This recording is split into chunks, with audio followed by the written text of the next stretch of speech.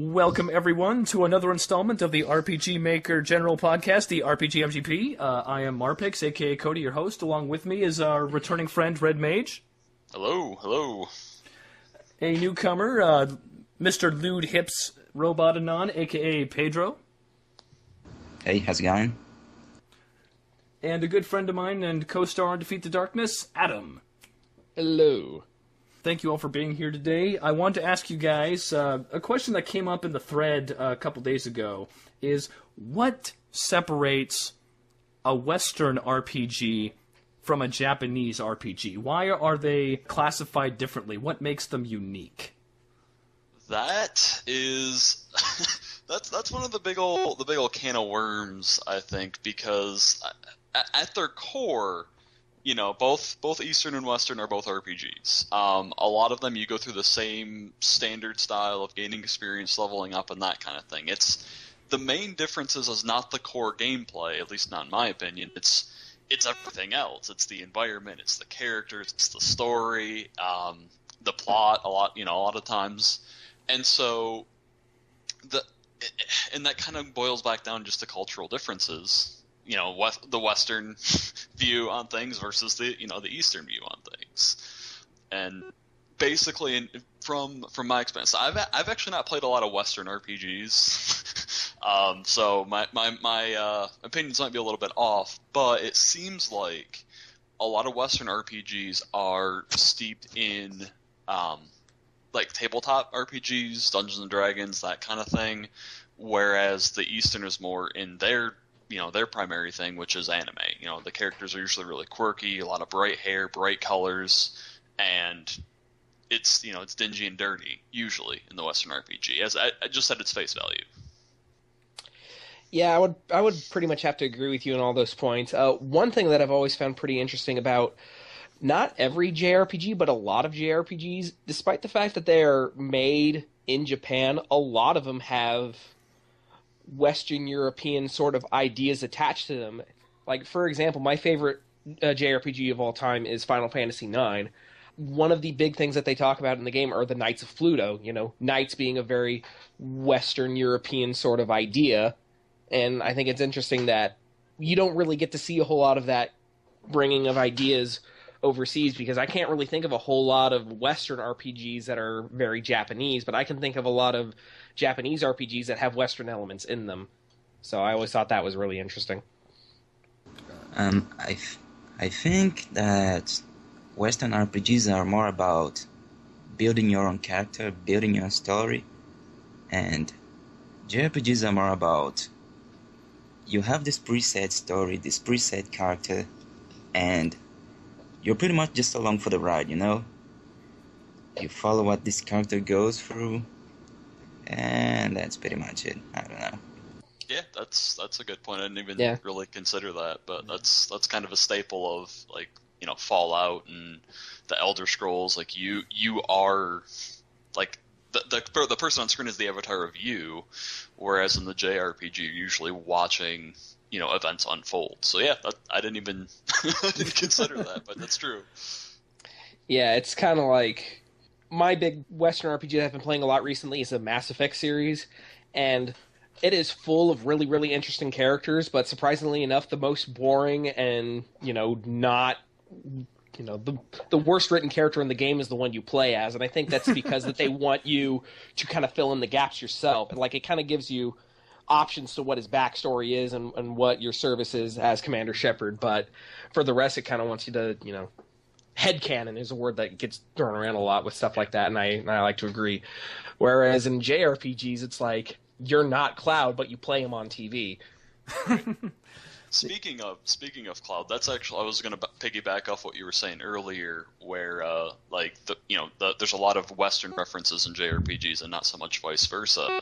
That's one of the things that I had actually read way back when in a GamePro magazine about Final Fantasy VII, was just that it was very interesting that they chose a very generic name for him, like Cloud. Like, iconically, you associate it with this, spiky-haired swordsman, but it's moisture in the sky. It's a very mundane word in the English language. Yeah, they But didn't name him like Franzabald or something. Right, exactly. And then but then at the same time, you don't in JRPGs you don't see any like Hayates and Akiras and all that stuff. It's very interesting that they borrow our culture, but not so much vice versa. Yeah, what you guys were saying earlier, I do believe that what separates Western RPGs and JRPGs is that sense of character. As in a Western RPG, there's a lot of customization, there's usually a lot of exploration, with Baldur's Gate or the Elder Scrolls or Fallout. You're supposed to kind of craft your own experience. But with JRPGs, there's a lot deeper characterization. You're going around and basically you have like the main character on a hand truck and you're just wheeling them around from place to place. And something else that was asked is, can a Western company make a JRPG and can a Japanese company make a Western RPG? And I think, technically, I would call Undertale a JRPG because even though Frisk is kind of a blank slate protagonist, that's how they're designed and that's how the plot's supposed to work, is you're still technically carting them from place to place and having these other characters react to you. Yeah, And it's the same. Oh, sorry, go ahead. I was going to say, I think there are a lot of JRPG main characters who are sort of blank slates like that. I mean, you look at Chrono from Chrono Trigger and like Link from The Legend of Zelda, or even any given main character from the Dragon Quest series who they don't talk. So it's really kind of hard for them to have a personality when they don't really say anything. But so I would agree that, yeah, maybe Undertale kind of is a JRPG. Mm-hmm. And to answer the second part of the question, we just lost Pedro. Uh-oh. Oh, well. We lost Hopefully Pedro. we'll be back. All right. R.I.P. Pedro. All right. Anyway, can a Western RPG be made in Japan? Well, they already have. It's called Dark Souls. Yeah, that's a fair point. I mean, it's much more brutal than most RPGs are. Yeah. But it's kind of the staple, and that's actually one thing too that is very interesting. If you look back, like at the very early JRPGs, and not so much Final Fantasy 1, but Final Fantasy 2 in particular. We actually talked about this a while ago, and then the first Dragon Quest. They're much more Western in their approach because you have basically the whole world open to you. Not a whole lot is quarantined off. The only thing that's stopping you from going further is your own character skill level. And instant death. Well, yeah, yeah, exactly. I've learned that lesson the hard way a couple times playing like Final Fantasy 2. Mm-hmm. It's like, oh, well, I guess I can just continue walking up here. Oh, nope, you're dead. Game over. You're dead. Yes. Oh, and you saved in the wrong spot, so you got to start over, idiot. Yep. Yeah, FF2 also had a very open-ended leveling system. It did. It was so good that they never used it again. And by good, I mean not that great. I mean, I guess it was a good idea for its time, but there's a reason I don't know. haven't really come back to that. I personally really enjoyed it, and I think I've tooted that horn on two podcasts ago that Final Fantasy II is one of my favorites in the series because, to me, if you're the white mage or the black mage and you're like chilling there and the fighter runs up to the ogre and splits it in half with his greatsword, you shouldn't be like, oh, cool, I feel stronger already. I witnessed that. It made me feel more manly. Dude, if games worked like that, no one would ever get anywhere in Pokemon. Like, it's true. Because you have Abra. How's Abra supposed to kill another Pokemon? You switch that guy out. Yeah, that or TM him to get something. But yeah, that's a whole nother... That gets into monster raising, and then we got to get into Monster Rancher, because that's the best. But yeah. So, and Anon also commented about making a WRPG and RPG Maker, and I am really dumb with the newer versions. I don't use the newer versions, so I couldn't tell you what scripts or resources are out there. But hey, if someone wants to make sprite sheets for VX Ace and MV, people want them. Please make them. But in the meantime, if I were to use the PS1 version, which is my forte, to make a WRPG, first off, you can't change what magic the characters learn by level. So you would have 15 character templates. Some would learn some magic, some would learn no magic. But there is several ways to event things where you can alter their stat growth, you can alter their starting stats, you can alter their appearance. So you would still have deep character creation abilities even as far back as the PS1 version of RPG Maker. and then utilizing lots of switches and events, you could make an open-ended quest system and different objectives. So even if the graphic resources aren't there, someone please make them. You can still make a WRPG and RPG Maker. Well, there actually are.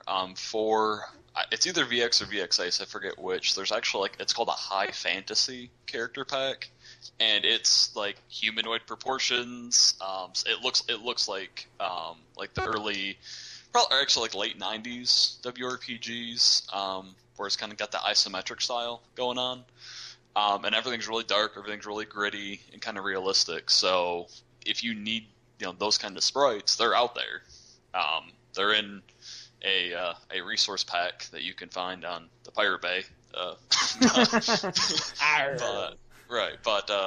no, they're out there. But yeah, as far as making one, I think the hardest thing making it in a JRPG. Well, I guess it wouldn't really be that big of a deal, because I was thinking back to Baldur's Gate, where it's just like when you start and you're first teleported out of the main area, you're just in this forest, and it's this huge expanse of land, and you just kind of have to wander around and figure out where to go next. And while RPG Maker, it's possible you'd probably get a lot of people, because in the JRPG standard, you want your maps kind of small, kind of cozy, because too much empty space kind of kills everything.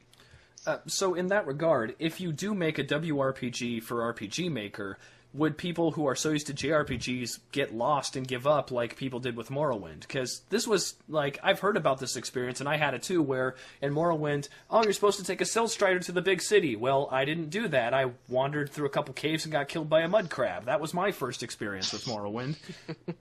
Yeah, honestly, I know some people who have that kind of problems with JRPGs too, even the ones that really, really railroad you. They're like, I don't know where to go, I don't know what to do. So I think that's maybe not so much a thing between Western RPGs or Japanese RPGs. I think it's more of an RPG thing in general, where some RPGs like to hold your hand a lot more than others. Yeah, so that's a fair point. Speaking of mine, the demo / proof of concept / whatever that I put out, Souls was playing it, and he had not. I don't know. He couldn't follow through with the steps that you needed to take, and to me they made perfect sense, but I created them. So I actually went in and added basically a parallel process to whatever the next event was that had a little exclamation point over its head, so you knew who to talk to, you knew where to go to progress things. And when I passed it out again to other folks, that seemed to fix a lot of that confusion. But as a creator, I was I know exactly what to do and where to go. I don't know what the fuck y'all's problems is. Yeah.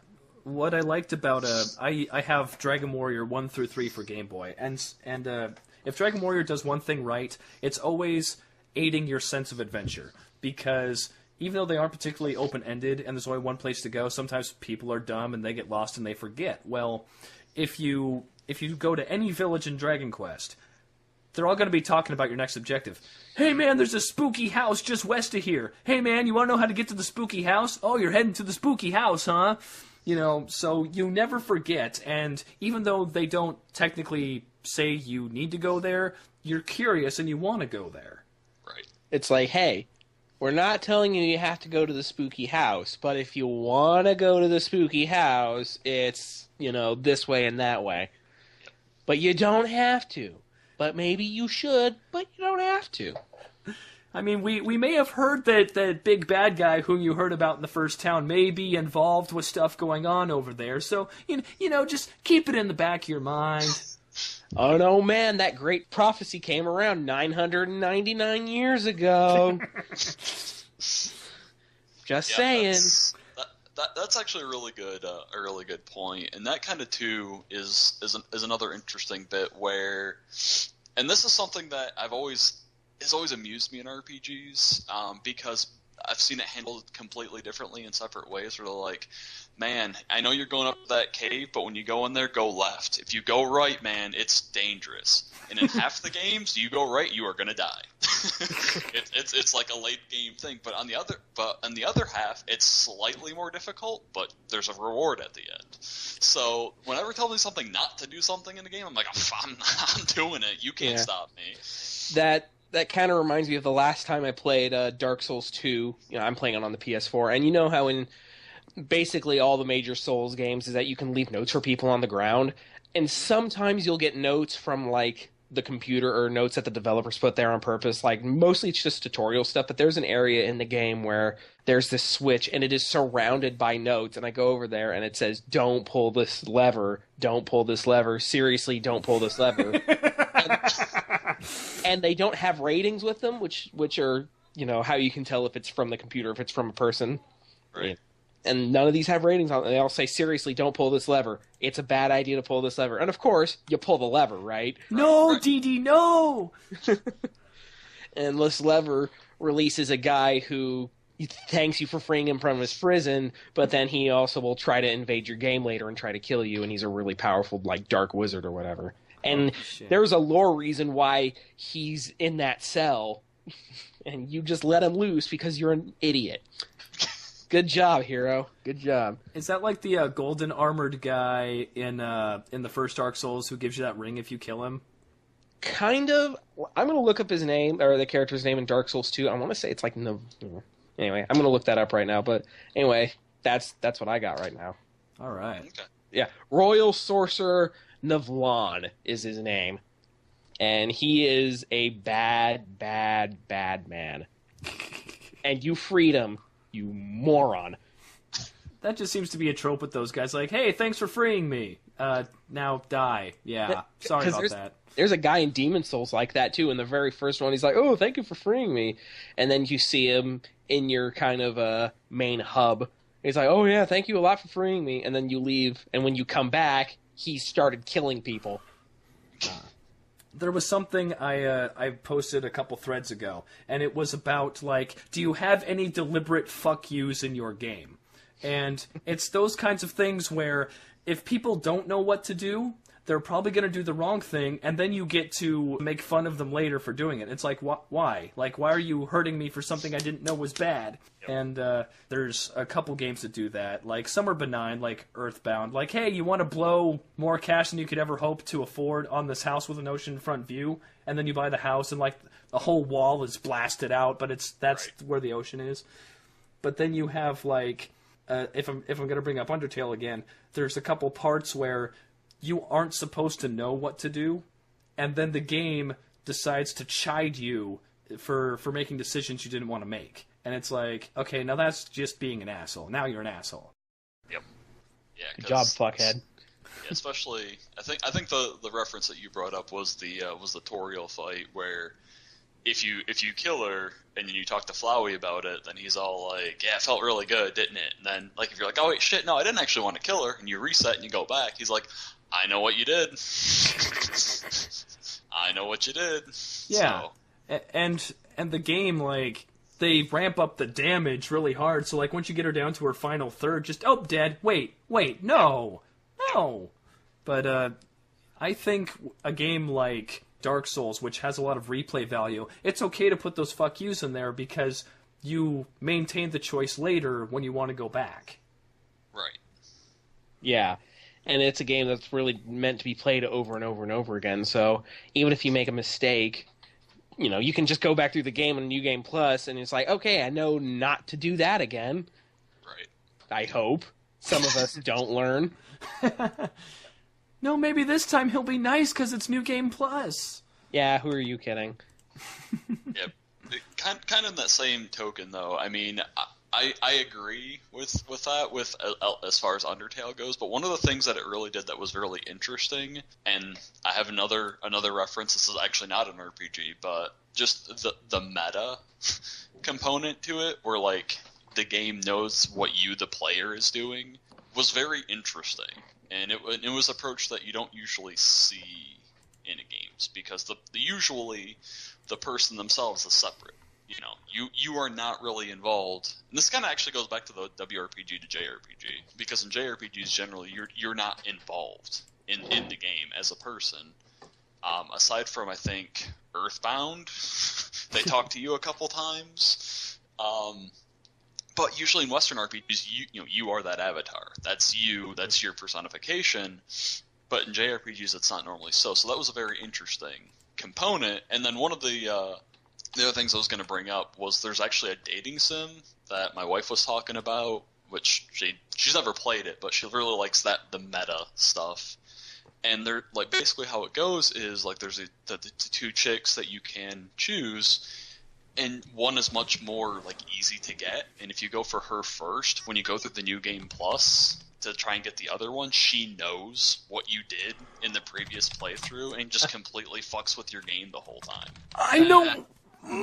I've seen that on YouTube. I know exactly what you're talking about. Yeah. So Adam, spoiler alert.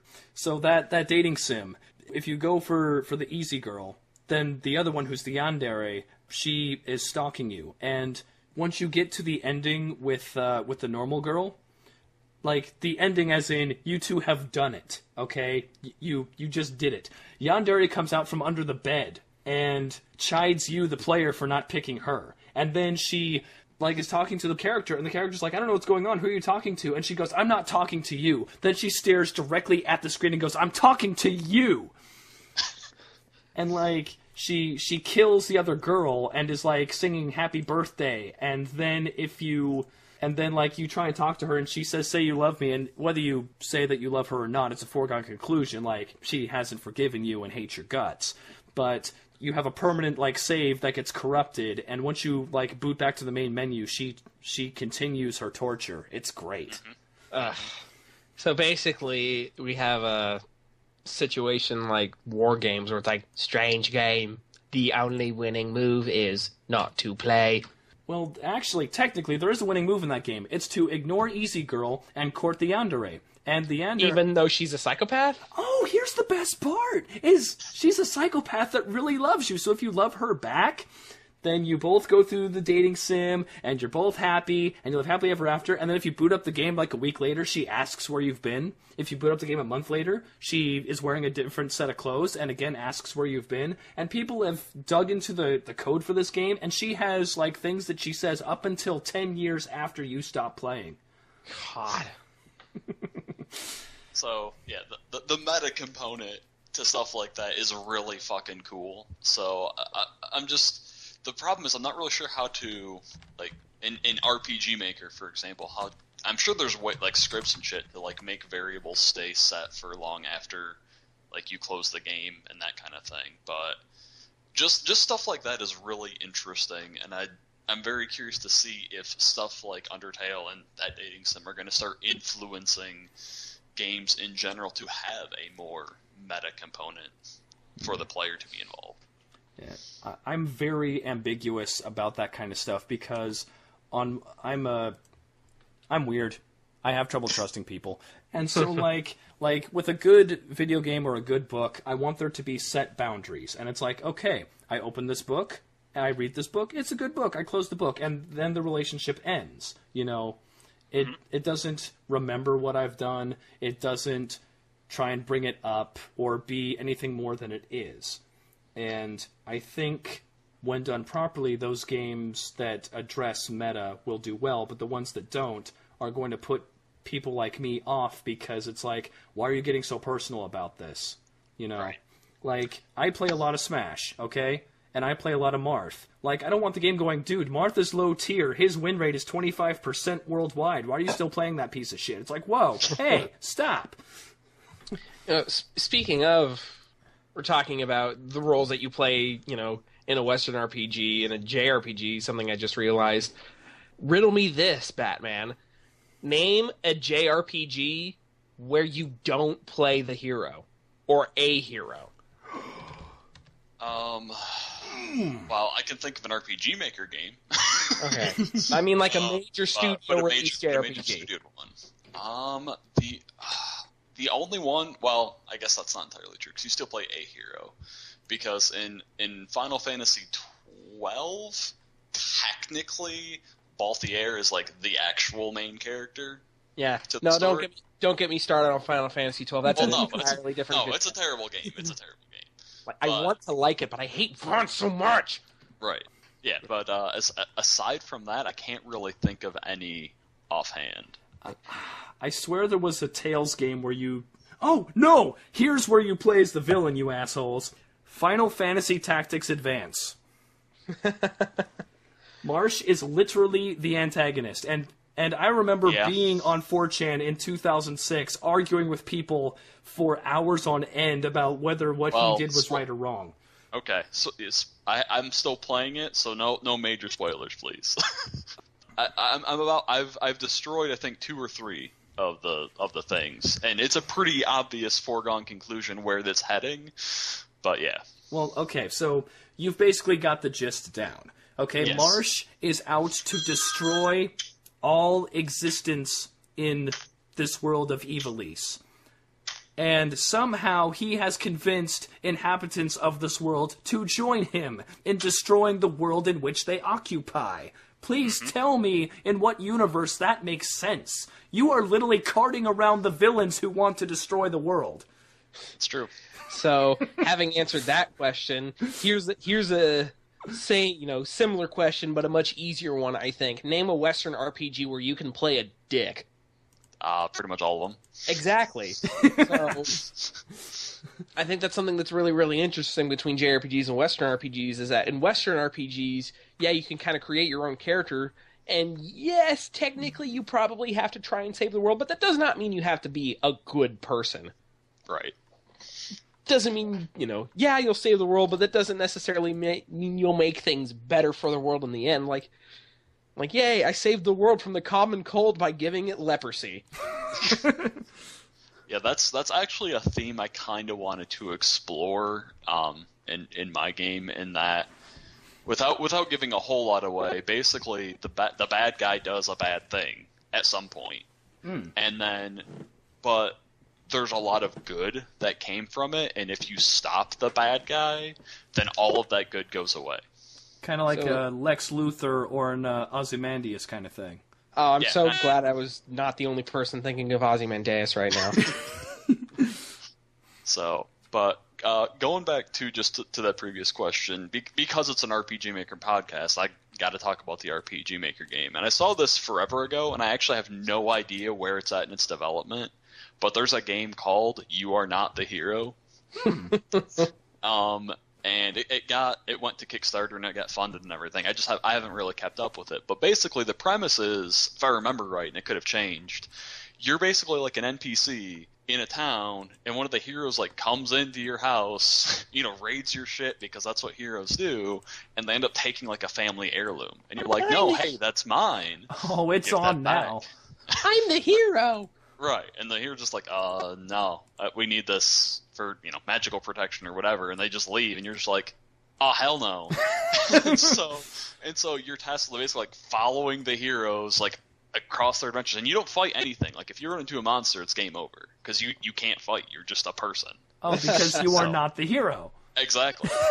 So it's a really interesting concept, and actually, once I get back to my computer, I'm actually going to check and see where it's at in its development, because I saw this 3 years ago, I think. So hopefully, it's actually getting close to done, because that would be a really cool thing to do. So speaking of the hero breaking into people's houses and taking their stuff, here's something that's pretty much universal between all RPGs. You go to the shop and you have this thing. It says, this is the legendary Dragon Blade of Blood Honor. It was forged in the heart of a dying star, and it's a +5, and it does all these. It's a one-of-a-kind, earth-building sword. The shopkeeper looks over. I'll give you $50. Yep. That's in every RPG, Western and Japanese, without fail. That's true. I think they do that on purpose to disincentivize the player from selling those heirlooms. For example, this is the Master Ball. It is a one-of-a-kind gift from Professor Oak. I earned this by defeating the Elite Four and my rival and becoming the champion Pokemon trainer. And the whole end. Yeah, but it's only a prototype. We'll give you nothing for it. Right. But you can duplicate the shit out of it. That's true. Yeah, man, where was I going to go with that? Actually, I had somewhere that I was going to go. One thing, and this is just kind of in kind of all RPGs in general, where you'll go to this to the next town, and they'll have equipment, and you'll buy the equipment, and you'll be like, great, everything's better now, and you will go into the next dungeon, and you will immediately find something better. Oh man, yeah. That drives me nuts. Big rule for any game that revolves around loot, like Diablo or Phantasy Star Online. or I had another one, but I forgot it. You never... Borderlands. What? Borderlands. You never buy the shit that's in the shop. Never, ever, ever. Yep. It's literally just there to take up space because you're going to be selling a bunch of guns back to them. Yep. Bunch of pants. Yeah, so that's JRPG and Western RPG both that I've seen that happen in. So that's pretty common across the RPG spectrum. Yeah. But Shining Souls was the other one, which is for Game Boy Advance. Yeah.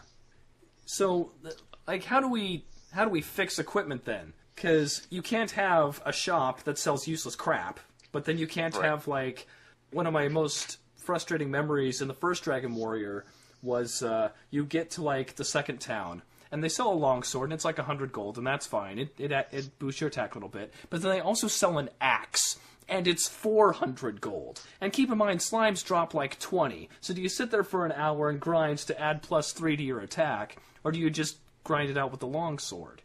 man, are you playing like the Game Boy Advance version? Because back in my day, slimes gave 1 gold, and the hand axe was 560. Wow. Well, but yeah, no, that's still a fair point. Okay. Like, and it comes out a lot more, I think, in earlier RPGs. Later ones. I actually might have a solution for this. Now, first off, I want to say I know this is an RPG Maker podcast, but I am not actually making an RPG in RPG Maker. I just play a lot of RPGs. Yes. I was invited. They gave me an invitation. It was engraved and everything. But here's my thing. Something that happens both in Dark Souls and in Mass Effect, at least not in the first Mass Effect, because the first Mass Effect, I would say, is the most traditional when it comes to RPGs. You know, you get better guns, you buy guns at the store, you get better guns, moving on. In Mass Effect 2 and Mass Effect 3, and also in Dark Souls, is that you get different weapons, but they are radically different. Like, they operate in radically different ways. Especially in Mass Effect, when instead of having, hundreds and hundreds and hundreds of different kinds of guns that all do the same thing, you have 4 different assault rifles, and one's fully automatic, the other one's 3-round burst, the other one is semi-automatic, the other one is fully automatic, but it has a really big clip. I think if you differentiate between the different kinds of equipment you have in the game, then you won't have to spend as much time grinding for gold to get something that's only slightly statistically better, by inches, more or less. Well, one of the other games that I know of that had a really interesting approach to this too is Arc the Lad Twilight of the Spirits. Basically, and I actually really like this because of the way that things are presented. Because it always really bothers me, when you have the character that shows up and they've got their heirloom sword that they got from their dad, and it's the weapon they've had for years and years and years, and then 10 minutes after joining your party, they just replace it and throw it away with something else. That bothers me on a fundamental level. But anyway, what Arc the Lad does is you have 3 offensive augments that you just add to your weapon, and so some of them are just straight damage, but then you can add poison, add confusion, fire elemental, ice elemental, so you can actually customize your weapon to do different things for different areas. And so something like that would be really interesting. So it's kind of like Final Fantasy VII with the materia system, where you have, yes, you can get different swords, but you can also take the sword that you have and kind of put little bells and whistles in it to make it different. Right. Basically, something like that. Yeah, it's a little. They don't really add magic. Abilities and stuff are all separate, but it's that same kind of idea. Yeah, you augment your weapon to do different things. You can just change them on the fly. So there's one dungeon that it's I don't think it's a volcano, but there's a lot of fire elemental enemies, but the further in you get, the colder it gets. So halfway through, you have to change from using ice elemental weapons to using fire elemental weapons. Interesting. So it's a great game, by the way. If no one's ever played it, it's probably the best entry in the Arc the Lad series. Is that PS1, PS2? Yes. There's an Arc the Lad collection which has 1, 2, and 3 for PS1, and then Twilight of the Spirits I know is PS2. One, two, and one for sure is like a tactical kind of RPG. It's really kind of weird, and it doesn't scale very well. But one thing that is really interesting about that one, and then I'll stop. I'll shut up. Is that it actually kind of explains why the heroes are so strong, or at least like to that effect, because you get this guy on your team. And like I think you break him out of prison, if I remember right, and like he's helping you fight the guards, and he's like after the battle is like, I've never fought this well in my entire life. It, just being around you is like making me so much stronger. And it was just very interesting that they didn't just kind of like hand wave and just like, okay, how did he get put in prison if he can just massacre guards by the by the droves. So it was just a really interesting tidbit that they threw in there, and I really liked it. But, protagonist power. Right. So we still aren't completely free of the heirloom weapon being useless trope. I've been playing a lot of Bravely Default lately, and that happens to Idea basically immediately. Yes. You are technically a princess, and I should technically give you a very good weapon, and I am handing you Issei no Kami. It was used by our ancestors, blah, blah, blah, and I'm going to immediately replace it with a spear. Yes. Like, even from a plot perspective, that doesn't make sense. Unless he planned on her backstabbing him anyway, and he wanted to give her a really blunt sword to make it as difficult as possible. Like, why are you training her with such a crappy sword? Right. Right. I think that's actually the very thought I had when I started on my tirade, but I forgot where it was from. But yeah, they had a whole cutscene and everything. Mm-hmm. But at least with like Dragon Warrior 3, you find the Loto Sword, which is technically the most powerful weapon in Dragon Warrior 1, very hard to find, etc., etc.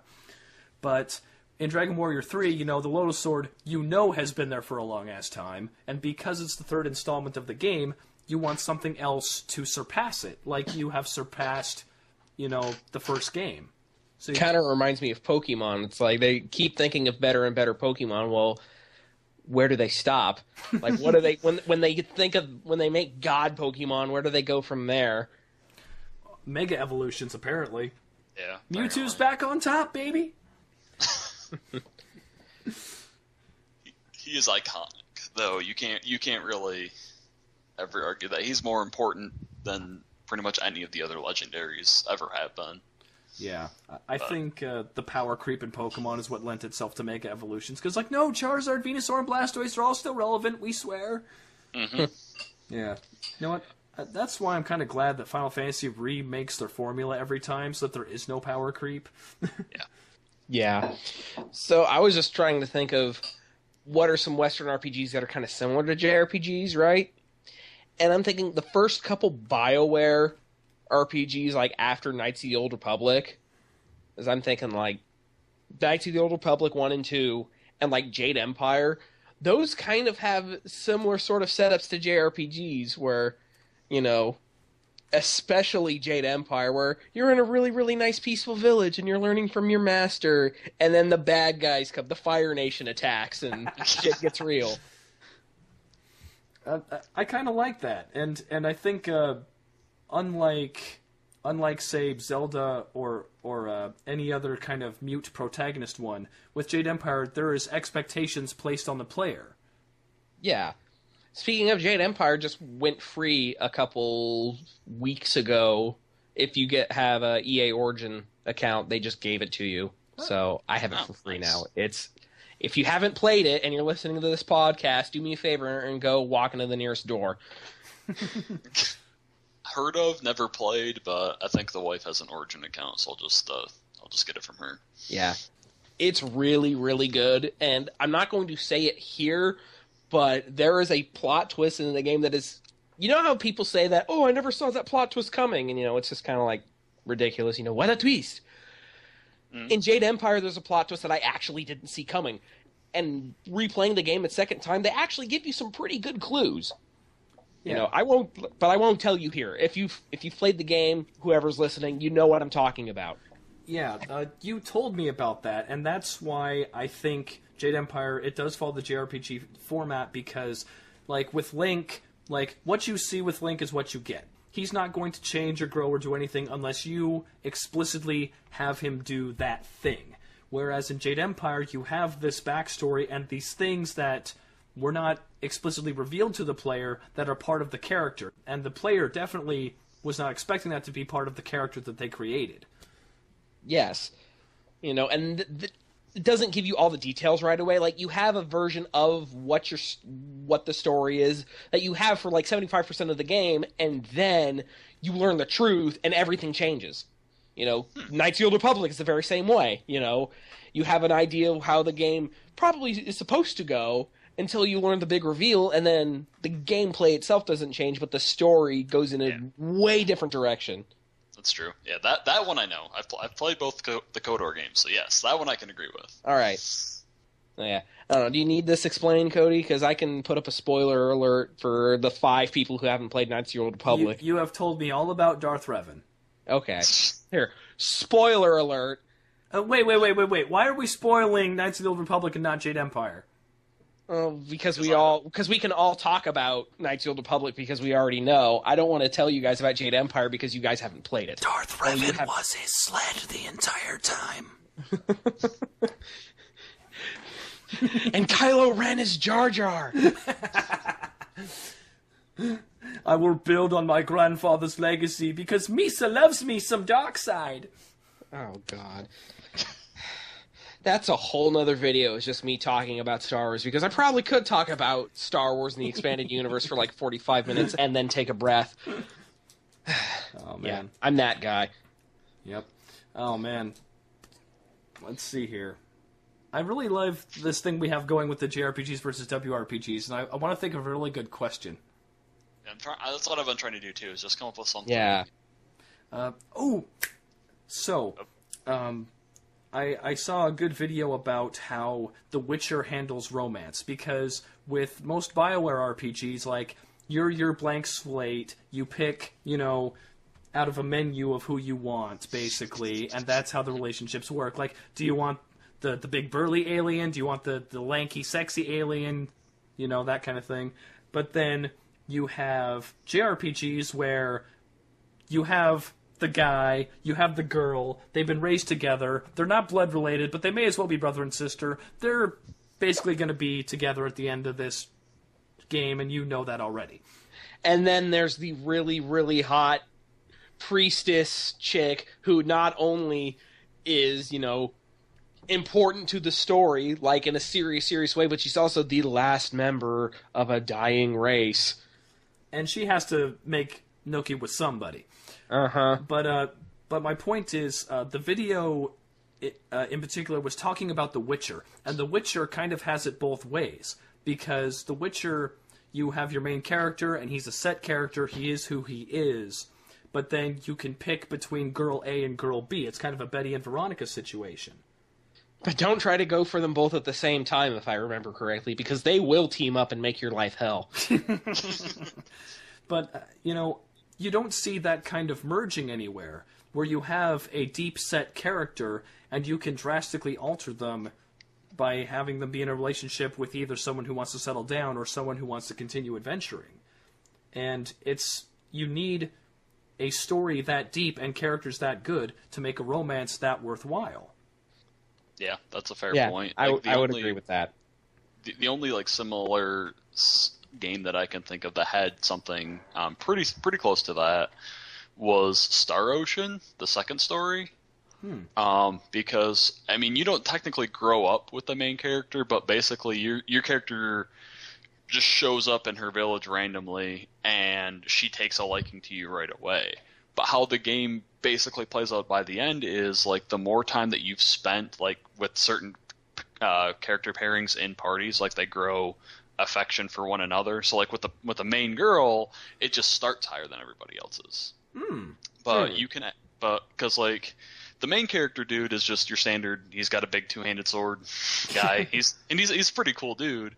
But you eventually can unlock this other dude, who is my personal favorite. And if you've played the second story, Ashton is awesome. He basically is possessed by a dragon spirit, so he's got a blue dragon on one shoulder and a red dragon on the other, and he uses twin short swords. It's basically like a fucking nerd fantasy right there. But anyway, Because I used him over the main character, like I never even like used the main character for most of the game. By the end of it, he actually hooked up with the chick from the original main heroine, just because I had spent so much time with those two together in a party.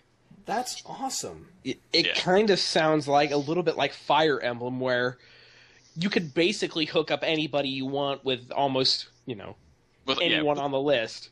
Right, pretty much, if I remember right. Because the really interesting thing, though, about her is that she has a childhood friend, and the main character isn't him. So if you actually want to, once he's introduced as a character, if you feel possessive, then you have to spend more time with her and take this other very Sephiroth proxy character and kind of cast him aside. And not use him. Otherwise, by the end, neither of you really have enough affection for her to choose one way or the other. Wow. Basically, someone needs to make a JRPG that's just called Ship. And you could just... That would be wildly popular, I think.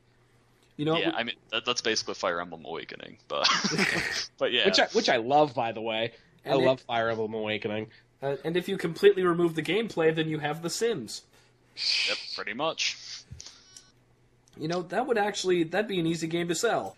Because, I know more than a couple gamers of the female persuasion who enjoy messing around in The Sims or in MMOs and making their original characters. You could make a game where you just make up characters and then they randomly pair with each other based on the way the wind's blowing that day. I don't know. It's basically, just like a JRPG Sims, except there's no quest. You just have them all live in a house together and they can play out their fanfics. Or write their own. Simulator. Here'd be the best part. Instead of the Sims going to work, they'd go off to slay dragons, and then sometimes they wouldn't come back because they're dead, and you'd have to make a new character. And it's the sad part. Faye is heartbroken because her boyfriend, Derek, died to a dragon. Husbando. Speaking of shipping, I saw a great meme a couple weeks ago, and it's this guy with a face of shock. It says, "It's called shipping because canon sinks it." That's excellent. That is true. It is a very true statement. Yeah. And the thing about Fire Emblem that I like so much is that you can have any character ship with anybody, but you can't say that it's not canon. Not really. You could speculate, but that's as far as you could get. You don't have any concrete proof these characters don't get together. So basically, your ship is valid in Fire Emblem. Yep.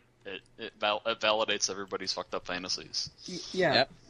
What I like about Awakening specifically is they actually took the time to write all those dialogues and, I assume, some endings, because with the last Fire Emblem game I took seriously was Fire Emblem 7, I think, with Ella Wood, Roy, Lynn, Hector, all those people. Not Roy, Lynn, Hector. But, they only had endings written down for certain pairings. Let's say Raven. Raven is my man. I like Raven. He's a cool guy. The only quote-unquote ending he has is if you quote-unquote pair him with Lucius, which is his traveling partner. And then they ride off into the sunset in a totally heterosexual platonic partnership. I respect you, bro. I respect you too. But Raven has other supports, and in fact he has a support with his sister Priscilla, and they totally imply that their relationship goes far beyond what a normal brother and sister relationship would be. But yeah, so basically they practically admit that they're going to get married after the campaign's over. But if you get them to A support, they just aren't mentioned in the ending. Whatever. They were mentioned in the original Japanese. That didn't make it over to the States. Oh, I'm sure. No, I mean I'm trying to be funny. I don't actually know. that doesn't sound too far off the mark, though. Nintendo does it again. Now you're playing with incest.